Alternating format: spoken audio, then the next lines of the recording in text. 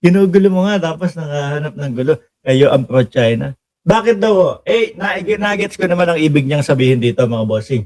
Kayong naghahanap ng gulo sa China, ang pro-China, no? Dahil sa mga ginagawa nyo, baka sa buwisit at pikon sa inyo, ay mapilitan sila na pasukin tayo. Oh.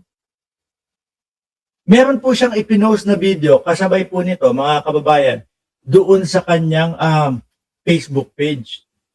No?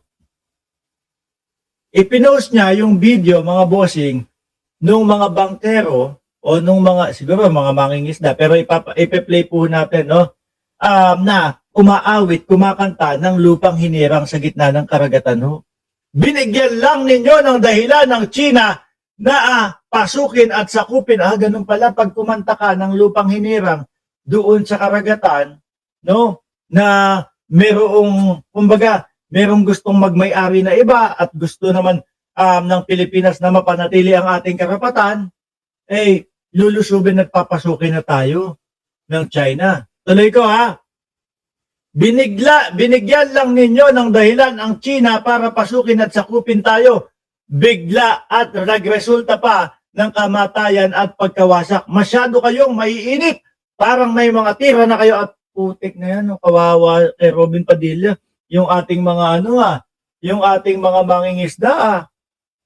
No? Panoorin nyo muna ito para makita ninyo kung ano ang pagkakaiba ng aksyon at puro salita. Andali. Tingnan niya natin. Ano ba to? Asan ba yan? Eto Eto yan,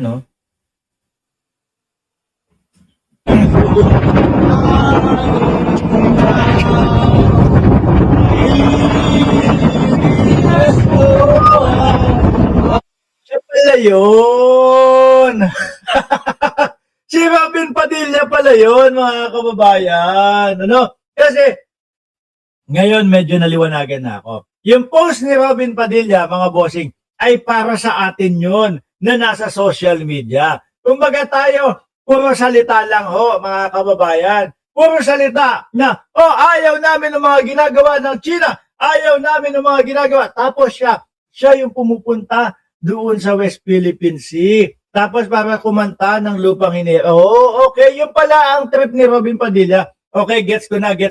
Diyan po sa ginawa nila, mga kababayan, na pagkanta ng lupang hinirang, maituturing naman talaga na, kumbaga, yan yung tunay na aksyon at magandang aksyon, no? Pero hindi po pwede na isa-isang tabi tayo or hamakin tayo or sinasabi niya, akala mo naman may tira kayo. Diyan nga sa mga DDS, akala mo lahat may tira eh. Mukha namang mga nakatira yung mga DDS. Di ba? Tayo mga kababayan, unang-una yung mga vloggers na sumusuporta sa gobyerno at sa bayang Pilipinas.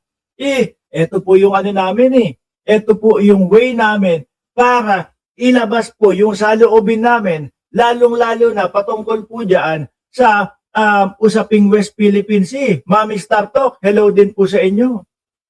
Di ba? Hindi mo pwedeng sabihin kami na walang tira o hindi mo pwedeng sabihin na alaws lang kami, papansin pasikat lang kami. Kaya din namin makipagtapatan at makipagharapan dyan, bossing. Di ba? Kaya din namin, yung ginawa mo kung nasa Pilipinas lang ako kung ganyan-ganyanan lang pala ang gagawin. Di ba? Kaya din namin yan. Di ba?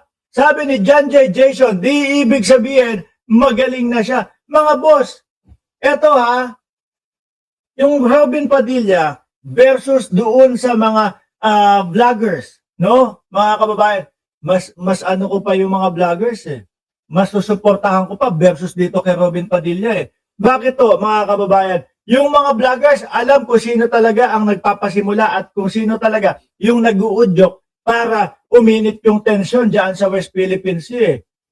Di ba? Si Robin Padilla, yung mga pinagkakakana niya, pinagsasasabi niya mga kababayan, animong parang ang Pilipinas pa Yung laging matapang, yung laging galit Samantalang tayo, ginagawa lang naman natin yung nararapat para, like example, doon sa BRP Sierra Madre. Di ba? Ano ginagawa nung mga kasundaluhan? nagdadala sila ng pagkain, nagdadala sila ng supply para doon sa mga kasamahan nila na nandoon po sa mismong BRP Sierra Madre, mga bossing. Di ba? Mga kababayan. Samantalang yung kay Robin Padilla ho, mga bossing, hindi niya alam. Parang ang laging sinasabi is, laging mainit ang ulo ng Pilipinas at tayo yung laging nag-uudyok. Sabi ni Popot, buen biyahe, ano ang aasahan mo sa pro-China katulad ni Robin Padilla? Hindi mo pwedeng sisihin si Popot niyan. Bakit? Dahil ang nakikita namin, yung mga tira,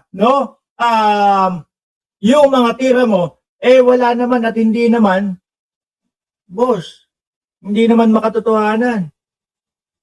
Kumbaga nga sa fake news, nagpapalaganap ka nun. Di ba? Mali po ba ako kung sasabihin ko na ang isang Robin Padilla ay nagpapalaganap ng fake news? Kung ang nakikita po natin, mga kababayan, ay ang lagi niyang sinasabi na ang Pilipinas ay laging galit at para bang Pilipinas lagi ang nag-uudyok na magkaroon ng tension lalo dyan sa West Philippine Sea. Masyado, sobra at bully ang China sa ating mga Pilipino at sa Pilipinas, mga kababayan.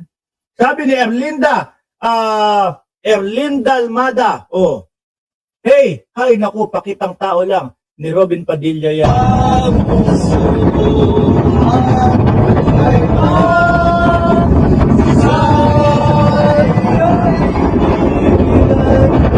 Kaya din namin gawin yan. Pag nauwi kami ng Pilipinas, kaming mga nakatira sa ibang bansa. Di ba, mga kababayan? Yan ba yung sinasabi mo na dapat gawin lagi? Hindi. Kami, ang ginagawa namin, ipinapaliwanag namin sa mga kapwa natin Pilipino, lalong-lalo na po, yung mga nasa labas ng bansa, Boss Robin Padilla.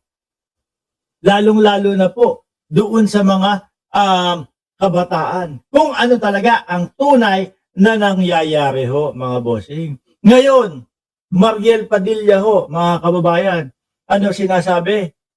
Ano yung sabi niya dito? They don't deserve him. Ang sabi. Siguro, siyempre, ganyan naman po ang asawa, mga kababayan. No? Ganyan naman po ang misis, mga boss chief amo, sir. Laging kakampihan po ang mister. Kahit,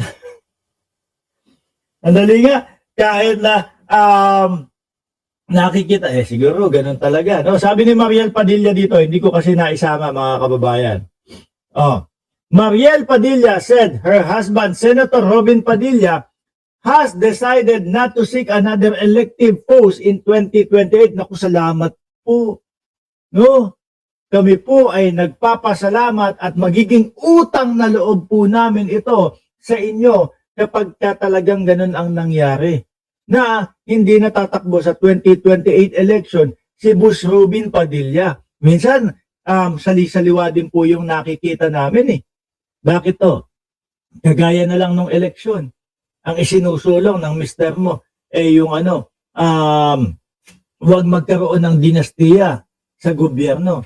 Tapos nung 3 Duterte daw, yung tatakbo okay naman daw sa kanya. So di ba, mga kababayan? At etong pagiging pro-China nila, silang mga senador na mas kinakampihan po ang China kesa sa ating bansa ho, mga bossing. Sabi pa dito, Mariel made a recent guest appearance on Julius Babaw Unplugged, no? During interview, wala kaming bagong kotse simula nung si Robin ay nanalo. Baka hindi naman kailangan ng bagong kotse, baka magagara pa din yung mga kotse nyo. Ako kung tatanungin mo ako, hindi naman dapat laging bumibili ng kotse, no? Wala kaming bagong kotse simula nung nanalo si Robin. Wala kaming bagong bahay. Pagkalaki-laki na ng bahay mo, magbabahay ka pa ng iba. Wala kaming bagong kung ano man nakatas ng pagiging senador ni Robin. So yun ang aking taas noong masasabi. Ako din no, mga kababayan, no? Kung corruption lang naman ho ang pag-uusapan, mga bossing, no? Pinakahuli na maiisip kong gagawa sa mga senador at sa mga congressman, huli kong maiisip na gagawa ay si Robin Padilla ho, mga kababayan. Pero hindi ho doon nasusukat yun eh. No, hindi po natatapos doon yun, mga kababayan eh. Ano po? Yung kung meron bang alam, kung alam niya ba yung ginagawa, kung nakakatulong po ba sa Senado, yun ang big factor ho doon, mga bossing. Walang kotse, okay, hindi nangungurap, hindi nangungupit, hindi nagnanakaw. Pero yung 300 plus thousand na sinusweldo, ano po ba? Meron po bang naibibigay na maganda?